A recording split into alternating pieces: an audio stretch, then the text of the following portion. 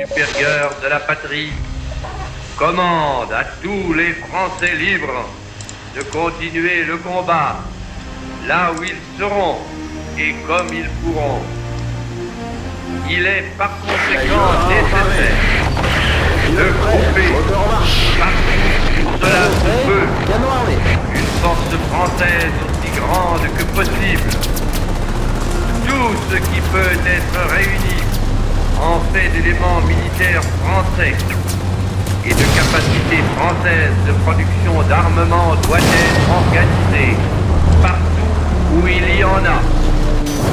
Moi, général de Gaulle, j'entreprends ici, en Angleterre, cette tâche nationale. J'invite tous les militaires français des armées de terre, de mer et de l'air.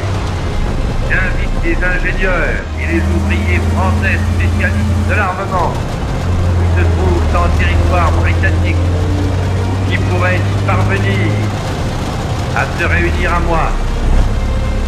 J'invite les chefs, les soldats, les marins, les aviateurs, les forces françaises de terre, de mer, de l'air, où qu'ils se trouvent actuellement, à se mettre en rapport avec moi.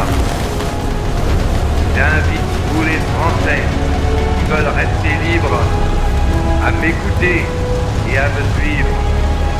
Vive la France, libre dans l'honneur et dans l'indépendance. Qui n'ont pas, eux, accepté l'armistice, qui, malgré Roton, continuent à mourir pour la France, de ceux qui n'ont pas voulu connaître, suivant le vers de Corneille, la honte de mourir sans avoir combattu. Sur trois impératifs que voici. Premièrement, l'ennemi est l'ennemi. Deuxièmement, le salut de la patrie n'est que dans la victoire. Troisièmement, et dans la France combattante, que toute la France doit se rassembler. 1000 forces centrifuges se sont exercées sur l'unité de la France. Du moment qu'un pouvoir illégitime et soumis aux ordres de l'ennemi tournait contre l'honneur, contre l'intérêt, contre la liberté du peuple, une propagande tendancieuse cherchant à diviser la nation contre elle-même en jetant l'anathème contre des catégories entières de citoyens et d'abord contre ceux qui continuaient la lutte pour la patrie. À la nation mise au cachot, nous n'avons jamais rien offert, nous, excepté la lutte et l'effort. Et enfin, qui a troqué sa croix de Lorraine pour le portrait du maréchal? En vérité, tous les jours, la nation plébiscite la France combattante. Le ciment de l'unité française, c'est le sang des Français. Oui, c'est le sacrifice total de certains pour le salut de tous. C'est vous qui faites que la patrie est indivisible.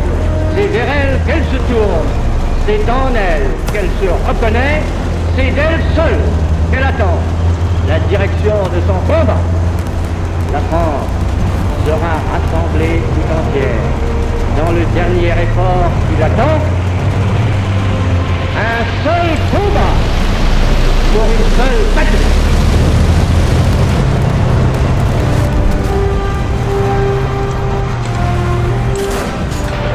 On réengage.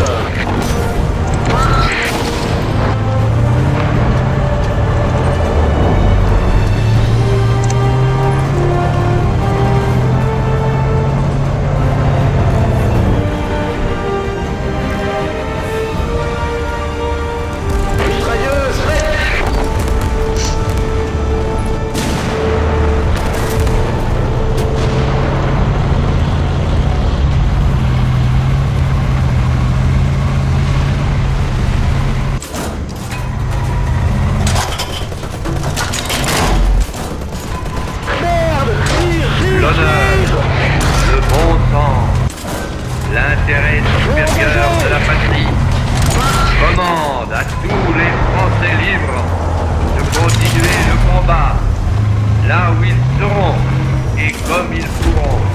Encore.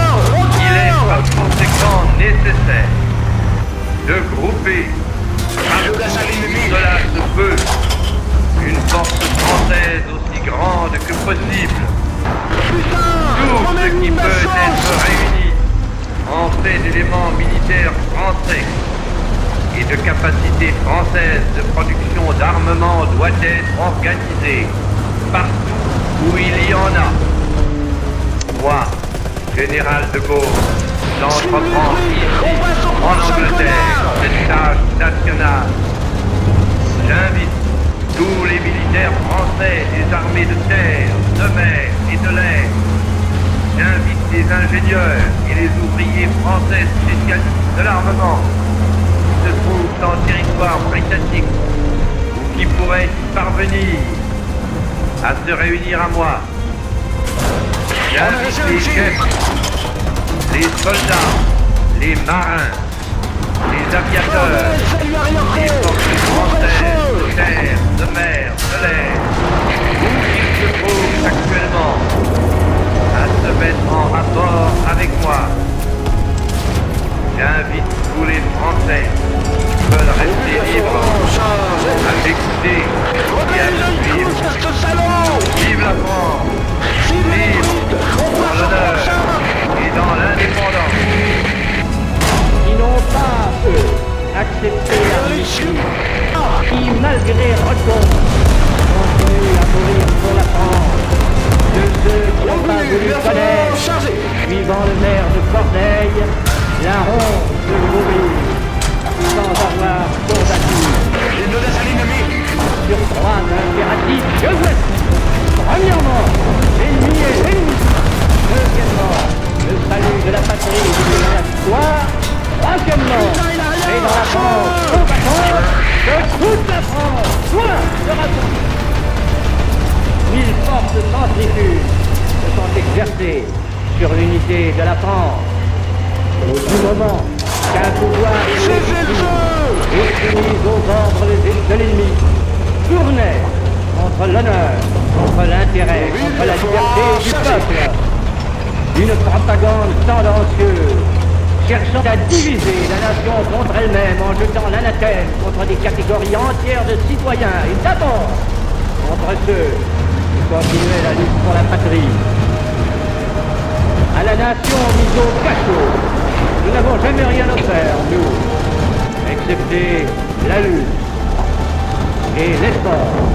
Chargé. Et enfin, qui a troqué sa croix de Lorraine pour le portrait du maréchal? En vérité, tous les jours, la nation plébiscite la France combattante. Le ciment de l'unité française, c'est le sang des Français. Oui, c'est le sacrifice total de certains pour le salut de tous et vous qui faites que la patrie est indivisible. C'est vers elle qu'elle se tourne, c'est en elle qu'elle se reconnaît, c'est d'elle seule qu'elle attend la direction de son combat. La France sera rassemblée tout entière dans le dernier effort qui l'attend. Un seul combat pour une seule patrie.